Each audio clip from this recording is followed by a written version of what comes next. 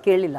ಖಂಡಿತ ಇದೊಂದು ಮುದ್ರಾ ಯೋಜನೆ ಒಂದು ಒಳ್ಳೆ ಯೋಜನೆ, ಮಧ್ಯಮ ವರ್ಗಕ್ಕೆ ಅಥವಾ ಕೆಳವರ್ಗಕ್ಕೆ ತುಂಬಾ ಹೆಲ್ಪ್ ಆಗಿದೆ. ಅದ್ರ ಜೊತೆ ಒಂದು ಸ್ವನಿಧಿ ಯೋಜನೆ ಅಂತ ಬಂತು ಮಾರ್ಕೆಟಲ್ಲಿ, ಒಂದು 5,000 10,000 ಈ ಥರದ್ದು ಅನೇಕ ಯೋಜನೆಗಳಿದೆ. ಖಂಡಿತ ಆ ಯೋಜನೆಗಳು ಮತ್ತೆ ಕಂಟಿನ್ಯೂ ಆಗುತ್ತೆ. ಅದ್ರ ಜೊತೆ ಮಹಿಳೆಯರು ಖಂಡಿತ ತುಂಬಾ ಎಕ್ಸ್ಪೆಕ್ಟ್ ಮಾಡ್ಬೋದು. ನಾನೊಬ್ಳು ಮಹಿಳೆಯಾಗಿ ನಾನು ಎಕ್ಸ್ಪೆಕ್ಟ್ ಮಾಡ್ತಾ ಇದ್ದೀನಿ. ಮಹಿಳಾ ಸ್ವಸಹಾಯ ಸಂಘ ಇರ್ಬೋದು ಅಥವಾ ಸ್ತ್ರೀಯರಿಗೆ ಬಲಪಡುವಂತ ಇರ್ಬೋದು.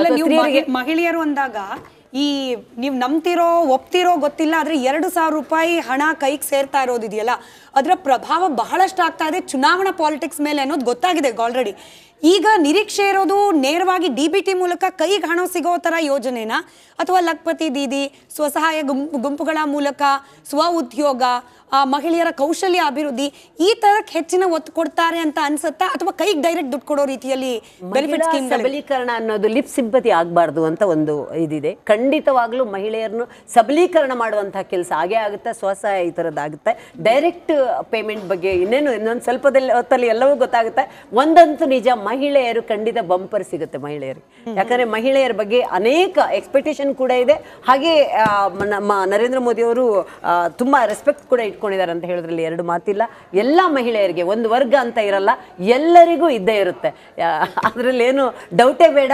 ಅಥವಾ ಏನದು ಆಯುಷ್ಮಾನ್ ಕಾರ್ಡ್ ಇರ್ಬೋದು, ಅಥವಾ ಹಿರಿಯ ನಾಗರಿಕರಿಗಿರ್ಬೋದು, ಆಮೇಲೆ ತುಂಬಾನೇ ನಾವು ಎಕ್ಸ್ಪೆಕ್ಟ್ ಮಾಡ್ಬೋದು ಅಂತ ಅನ್ಸುತ್ತೆ. ಯಾಕಂದ್ರೆ ನನ್ನ ಪ್ರಕಾರ ಹತ್ರ 50 ಲಕ್ಷ ಕೋಟಿಯ ಬಜೆಟ್ ಆದ್ರೂ ತಪ್ಪಿಲ್ಲ ಅಂತ ನಂಗೆ ಅನ್ಸುತ್ತೆ. 47 ಲಕ್ಷ ಇನ್ನ ಹತ್ರ ಆಗ್ಬಹುದೇನೋ ಅಂತ ನಮ್ದೊಂದು ಎಕ್ಸ್ಪೆಕ್ಟೇಷನ್ ಇದೆ. ಇನ್ನೇನು ಕೆಲವೇ ಹೊತ್ತಲ್ಲಿ ಎಲ್ಲವೂ ತಿಳಿಯುತ್ತೆ. ಒಂದಂತೂ ನಿಜ, ರೈತರಿಗೂ ಕಾರ್ಮಿಕ ವಲಯ, ಕೆಳವಲಯ ಏನೇನಿದೆ ಎಲ್ಲರಿಗೂ ಸಮಾನವಾಗಿ ನೋಡ್ತಾರೆ. ನಾವು ಮೊದಲಿಂದ ಮಾತಾಡ್ತಿರೋದು ಅಷ್ಟೇ, ಸಬ್ಕಾ ಸಾಥ್, ಸಬ್ಕಾ ವಿಕಾಸ್, ಸಬ್ಕಾ ವಿಶ್ವಾಸ್, ಸಬ್ಕಾ ಪ್ರಯಾಸ ಅಂತಲೇ ಹೇಳೋದು. ಆ ಟ್ಯಾಗ್ ಲೈನ್ ಇನ್ನು ಮುಂದಕ್ಕೂ ಇದ್ದೇ ಇರುತ್ತೆ.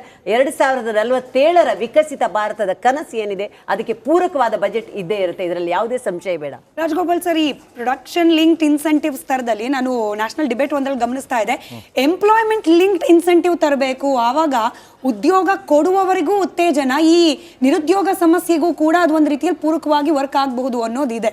ಪ್ರಾಕ್ಟಿಕಲಿ ಪಾಸಿಬಲ್ ಇದು ಅಂತ? ನಿರುದ್ಯೋಗ ಸಮಸ್ಯೆ ಅಂತೂ ಬಹಳ ಚರ್ಚೆ ಈ ಕ್ಷಣಕ್ಕೂ ಆಗ್ತಾ ಇದೆ. ಈಗ ನಮಗೆ ಸಣ್ಣ ಕೈಗಾರಿಕೆಗಳಲ್ಲಿ ನಿಮಗೆ ಉದ್ಯೋಗದ ಬೇಕಾದಷ್ಟು ಉದ್ಯೋಗ ಇದೆ. ಬಟ್ ನಮಗೆ ಬೇಕಾಗಿರೋ ಸ್ಕಿಲ್ಗೆ ತಕ್ಕನಾದಂಥ ಸ್ಕಿಲ್ ಪರ್ಸನ್ಸ್ ಸಿಗ್ತಾ ಇಲ್ಲ. ಎಲ್ಲ ಸೆಕ್ಟರ್, ನೀವು ಯಾವುದೇ ಒಂದು ಕೈಗಾರಿಕೆ ಒಂದು ವಸಾಹತು ಹೋದರೆ ನಿಮಗೆ ವಾಂಟೆಡ್ ಅಂತ ಹಾಕಿರ್ತಾರೆ. ಸ್ಕಿಲ್ ಫಾರ್ ಮಾಡಬೇಕು, ಟರ್ನರ್ ಬೇಕು, ಮತ್ತು ಆ ಥರದ್ದು. ಈವನ್ ಒಂದು ಸರ್ವಿಸ್ ಸೆಕ್ಟರಲ್ಲೂ ಕೂಡ ನಮಗೆ ನೀವು ಬೆಂಗಳೂರಲ್ಲಿ ನೋಡ್ತಾ ಇರ್ಬೋದು, ನಾರ್ತ್ ಕಡೆಯಿಂದ ಬಂದು ಸರ್ವಿಸ್ ಸೆಕ್ಟರಲ್ಲಿ ಕೆಲಸ ಮಾಡ್ತಾ ಇದ್ದಾರೆ. ಯಾಕೆಂದರೆ ಲೋಕಲ್ಗಳಲ್ಲಿ ಅಥವಾ ನಮಗೆ ತಕ್ಕನಾದ ನಮಗೆ ವರ್ಕ್ ಫೋರ್ಸ್ ಸಿಗ್ತಾ ಇಲ್ಲ. ಅದು ಒಂದು. ಬಟ್ ಸರ್ಕಾರ ಕೂಡ, ಕೇಂದ್ರ ಸರ್ಕಾರ ಕೂಡ ಸ್ಕಿಲ್ ಟ್ರೈನಿಂಗ್ಗೆ ಹಲವಾರು ಒತ್ತುಗಳನ್ನು ಕೊಡ್ತಾ ಇದೆ. ಅದನ್ನು ಉಪಯೋಗ ಪಡ್ಕೊಳ್ಳೋದು ಕೂಡ ನಾವು ಇನ್ನೂ ಹಿಂದೆ ಬಿದ್ದಿದ್ದೀವಿ ಅಂತ ಅನ್ನಿಸ್ತಾ ಇದೆ. ಮತ್ತು ನಮ್ಮ ಕೈಗಾರಿಕೆಗಳು ಕೂಡ ನಮಗೆ ನಮ್ಮ ಮತ್ತು ಎಜುಕೇಷನ್ ಸಿಸ್ಟಮ್ ಏನಿದೆ ಅದಕ್ಕೆ ನಮ್ಮ ಕೈಗಾರಿಕೆಗಳು ರೆಡಿಯಾಗಿ ಬರುವಂಥ ವಿದ್ಯಾರ್ಥಿಗೆ ಎಜುಕೇಷನ್ ಪಾಲಿಸಿ ಕೂಡ ಇನ್ನೂ ಬಂದಿಲ್ಲ. ನಾವು ಅದನ್ನು ಮತ್ತೆ ಅವರು ಟ್ರೈನ್ ಅಪ್ ಮಾಡಬೇಕು. ನಮ್ಮ ಕೈಗಾರಿಕೆಗಳಿಗೆ ತಕ್ಕನಾಗಿ ಟ್ರೈನಿಂಗ್ ಕೊಟ್ಬಿಟ್ಟು ಅವ್ರನ್ನ ನಮ್ಮ ಕೈಗಾರಿಕೆ ಅಬ್ಸರ್ವ್ ಮಾಡಬೇಕಾದ ಪರಿಸ್ಥಿತಿ ಇದೆ. ನಾವು ಯಾವುದೇ ಒಂದು ಫ್ರೆಷರ್ಸ್ ತೊಗೊಂಡ್ರೆ ನಾವು ಅವ್ರಿಗೆ 1 ವರ್ಷ 2 ವರ್ಷ ನಮ್ಮ ಪೇಮೆಂಟ್ ಕೊಟ್ಟು ಕೂಡ ಅವ್ರಿಗೆ ಟ್ರೈನಿಂಗ್ ಕೊಟ್ಬಿಟ್ಟೆ ನಾವು ಡೈರೆಕ್ಟ್ ವರ್ಕ್ಗೆ ಅವ್ರನ್ನ ಇನ್ವಾಲ್ವ್ ಮಾಡಬೇಕಾದಂಥ ಪರಿಸ್ಥಿತಿ ಇದೆ. ಅದಕ್ಕೆ ಡೈರೆಕ್ಟ್ ಇಂಡಸ್ಟ್ರಿ ಅಬ್ಸರ್ವ್ ಮಾಡ್ಕೋಬೇಕಂತ ಸ್ಕಿಲ್ ಟ್ರೈನಿಂಗ್ ಇನ್ಸ್ಟಿಟ್ಯೂಟ್ಸು ಭಾಳಷ್ಟು ಇವಾಗ ಬರ್ತಾ ಇದೆ. ಕೇಂದ್ರ ಸರ್ಕಾರ ಕೂಡ ಭಾಳಷ್ಟು ಒತ್ತು ಕೊಡ್ತಾ ಇದೆ ಅದಕ್ಕೆ. ಈ ಸಲ ಈ ಬಡ್ಜೆಟಲ್ಲಿ ಅದಕ್ಕೆ ಮತ್ತು ಹೆಚ್ಚಿನ ಅನುದಾನಗಳು ಅಂತ ಕೊಡ್ತಾರೆ ಅಂತ ನಾವು ನಿರೀಕ್ಷೆಯಲ್ಲಿದ್ದೀವಿ. ಮತ್ತು ಇದರಿಂದ ಮುಂದೆ ನಮ್ಮ ಈಗಾಗಲೇ ನಮ್ಮ ಈ ಡಿಫೆನ್ಸಲ್ಲಿ ಇವತ್ತು ಓದಿರ್ಬೋದು, ನಮ್ಮ 25 ಹೆಚ್ಚು ನಾವು ಡಿಫೆನ್ಸ್ ಎಕ್ಸ್ಪೋರ್ಟ್ ಮಾಡುವಂಥ ಕಂಟ್ರಿಗಳೇ ನಮ್ಮದು ಸೇರಿಕೊಂಡಿದೆ. ಮತ್ತು ಹಲವಾರು ವರ್ಷಗಳಲ್ಲಿ ನಮಗೆ ಈ ಡಿಫೆನ್ಸ್ ನಮ್ಮ ಉತ್ಪಾದನೆ ಏನಾಗಿದೆ, ನಾವು ಅವಲಂಬನೆ ಬೇರೆ ದೇಶಗಳ ಮೇಲೆ ಕಡಿಮೆ ಆಗ್ತಾ ಬರ್ತದೆ. ಅತಿ ಹೆಚ್ಚಿದ್ರೂ ಕೂಡ ಕ್ರಮೇಣವಾಗಿ ಅದು ಕಡಿಮೆ ಆಗ್ತಾ ಬರ್ತಾ ಇದೆ. ಕೇಂದ್ರ ಸರ್ಕಾರದ ಒತ್ತು ಅದನ್ನು ಡಿಫೆನ್ಸ್ ಇದನ್ನು ಉತ್ಪಾದನೆ ನಮ್ಮ ದೇಶದಲ್ಲಿ ಇಂಡಿಜಿನಿಯಸ್ ಆಗಿ ಆಗಬೇಕು. ಅದ್ರ ಮೇಲೆ ನಮ್ಮ ಇಂಪೋರ್ಟ್ ಡಿಪೆಂಡೆನ್ಸಿ ಕಡಿಮೆ ಆಗಬೇಕು ಅಂತ ಇದೆ.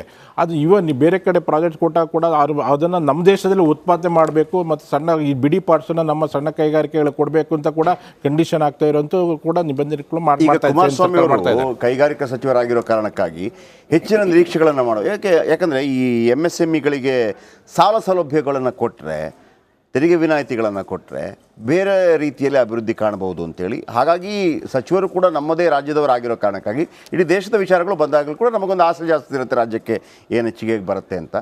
ಆ ನಿರೀಕ್ಷೆಗಳನ್ನು ನಾವು ಸರ್, ಈಗ ಕುಮಾರಸ್ವಾಮಿ ಅವರು ಈಗ ಭಾರಿ ಕೈಗಾರಿಕೆಗಳ ಸಚಿವರು, ನಮ್ಮ ಸಣ್ಣ ಕೈಗಾರಿಕೆಗಳೇನಿದೆ ಒಂದು ಭಾರಿ ಕೈಗಾರಿಕೆ ಓಪನ್ ಆದ್ರ ಮೇಲೆ ಡಿಪೆಂಡೆಂಟ್ ಅಂತ ಆಗಿರುವಂಥ ಕೈಗಾರಿಕೆಗಳು ನಾವು ಸ್ಪೇರ್ಸ್ ಸಪ್ಲೈ ಮಾಡ್ತಾ ಇರ್ತೀವಿ, ಅದಕ್ಕೆ ಅವರಿಗೆ ಸಣ್ಣ ಒತ್ತು ಕೊಡುವಂಥ ನಾವು ರೀತಿಯಿಂದ ನಾವು ಕೆಲಸ ಮಾಡಬೇಕಾಗುತ್ತೆ. ತಮ್ಮ JDS ಪ್ರಣಾಳಿಕೆ ಸಂದರ್ಭದಲ್ಲೂ ಕೂಡ 28 ನಮ್ಮ ಬೇರೆ ಬೇರೆ ಜಿಲ್ಲೆಗಳೇನಿದೆ ಆ ಜಿಲ್ಲೆಗಳಲ್ಲಿ ಈ ಸೆಮಿಕಂಡಕ್ಟರ್ ರೀತಿಯಲ್ಲಿ ಯಾವುದಾದ್ರೂ ತಯಾರು ಮಾಡಬೇಕು. ಒಂದು ಜಿಲ್ಲೆಗೆ ಸೀಮಿತವಾದಾಗ ಆ ಜಿಲ್ಲೆಯಲ್ಲಿ ಅದಕ್ಕೆ ಬೇಕಿರೋ ಎಲ್ಲ ಸವಲತ್ತುಗಳು ಸಿಗುತ್ತೆ.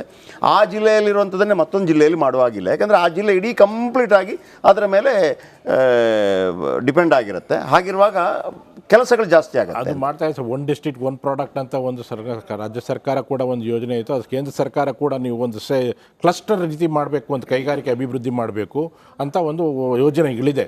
ಬಟ್ ಅದು ರೀತಿ ಬರೋದಕ್ಕೆ ಇನ್ನೂ ಸ್ವಲ್ಪ ಟೈಮ್ ಬೇಕಾಗುತ್ತೆ. ಬಟ್ ಕೈಗಾರಿಕೆಗಳೇನಾಗಿದೆ ನಮ್ಮ ಕರ್ನಾಟಕ ರಾಜ್ಯದ ಬಗ್ಗೆ ಮಾತಾಡೋದಾದರೆ ಬೆಂಗಳೂರು ಸುತ್ತಮುತ್ತ ದೊಡ್ಡ ಭಾರಿ ಕೈಗಾರಿಕೆಗಳಿದೆ. ನಾರ್ತ್ ಕರ್ನಾಟಕದಲ್ಲಿ ಭಾರಿ ಕೈಗಾರಿಕೆಗಳು ಬರಬೇಕು. ಅದ್ರ ಜೊತೆ ಅದಕ್ಕೆ ಸಣ್ಣ ಕೈಗಾರಿಕೆಗಳು ಪೂರಕವಾಗಿ ನಮ್ಮ ಡೆವಲಪ್ ಆಗ್ತಾ ಹೋಗುತ್ತೆ. ಸಣ್ಣ ಕೈಗಾರಿಕೆ ನಮಗೆ ಗೊತ್ತಿರೋ ಹಾಗೆ ಅಗ್ರಿಕಲ್ಚರ್ ಸೆಕ್ಟರ್ ಆದಮೇಲೆ ಸಣ್ಣ ಕೈಗಾರಿಕೆಗಳಿಗೆ ಅತಿ ಹೆಚ್ಚು ಎಂಪ್ಲಾಯ್ಮೆಂಟ್ ಪ್ರೊವೈಡರ್ ಆಗಿರೋದು. ನಮ್ಮ ದೇಶದ ಎಕಾನಮಿ ಕೂಡ 50% ಎಕ್ಸ್ಪೋರ್ಟ್ಸು ಸಣ್ಣ ಕೈಗಾರಿಕೆಗಳು ಮಾಡ್ತಾ ಇದೆ. 28% ಅಷ್ಟು GDP ಪ್ರಾಡಕ್ಟ್ ನಮಗೆ ಕಾಂಟ್ರಿಬ್ಯೂಷನ್ ಇದೆ.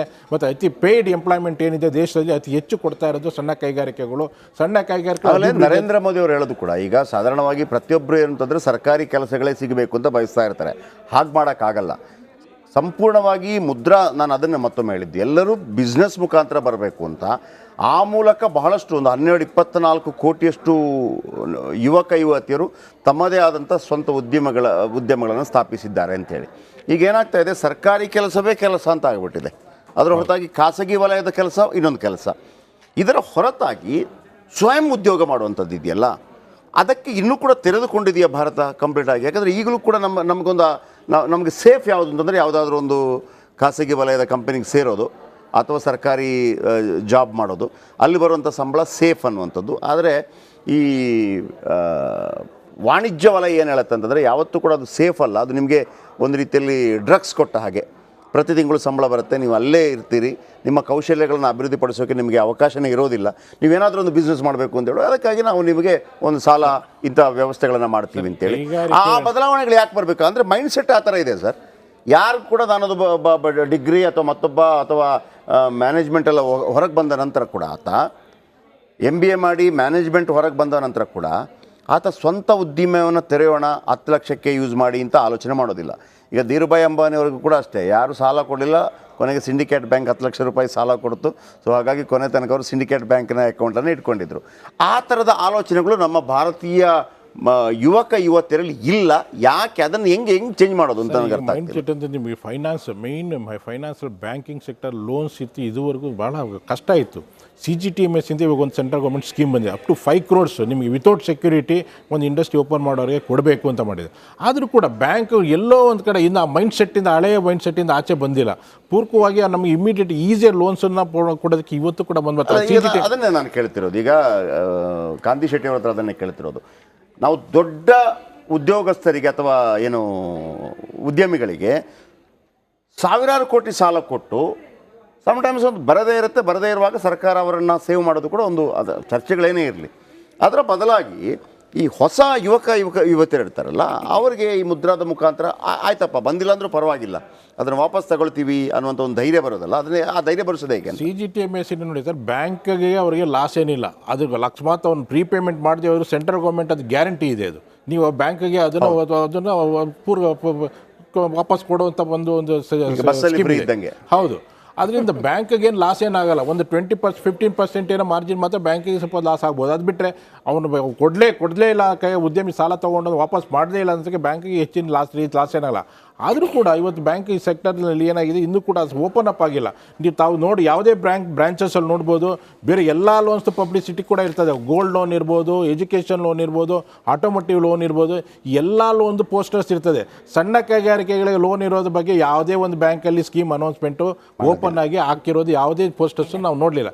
ನಾವು ಒತ್ತಾಯ ಮಾಡ್ತಾ ಇರೋದು ತಾವು ಕೇಂದ್ರ ಸರ್ಕಾರಕ್ಕೆ ಮತ್ತು ನಮ್ಮ ಸಚಿವರಿಗೆ ಫೈನಾನ್ಸ್ ಮಿನಿಸ್ಟರ್ಗೆ ಬ್ಯಾಂಕಿಂಗು ಒತ್ತಾಸೆಯಾಗಿ ಕೈಗಾರಿಕೆಗಳಿಗೆ ಜಾಸ್ತಿ ಒತ್ತಾಸೆ ಕೊಡಬೇಕು, ಲೋನ್ಸನ್ನ ಈಸಿಯಾಗಿ ಕೊಡಬೇಕು. ಇವತ್ತು ಕೂಡ 50% ಮೈಕ್ರೋ ಬಿಸ್ನೆಸ್ ಪರ್ಸನ್ಸ್ ಏನಿದ್ದಾರೆ ಪ್ರೈವೇಟ್ ಫೈನಾನ್ಸ್ ಮೇಲೆ ಡಿಪೆಂಡೆಂಟ್ ಆಗಿದ್ದಾರೆ. ಹೆವಿ ಇಂಟ್ರೆಸ್ಟ್ ರೇಟ್ಸನ್ನು ಕೊಟ್ಟು ಅವ್ರು ಬಿಸ್ನೆಸ್ ಮಾಡ್ತಾ ಇದ್ದಾರೆ.